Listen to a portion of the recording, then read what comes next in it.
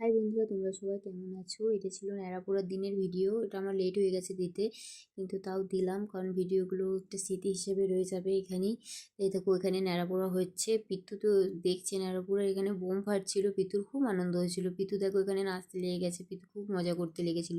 এখানে গান বাজছিল অবশ্য। পিতু এমনি দিনে নাচতে খেলতে ভালোবাসে। তারপরের দিন সকালে, এটা হোলির দিন সকালে গোপু সোনাকে পিতু যখন রং মাখা ছিল, গোপু সোনাকে কেমন করে তোমরাই দেখো রং মাখাচ্ছে, থালার থেকে আবির মুঠো মুঠো করে নিচ্ছে আর গোপু সোনাকে শুইয়ে বসিয়ে রং মাখিয়ে দিচ্ছে।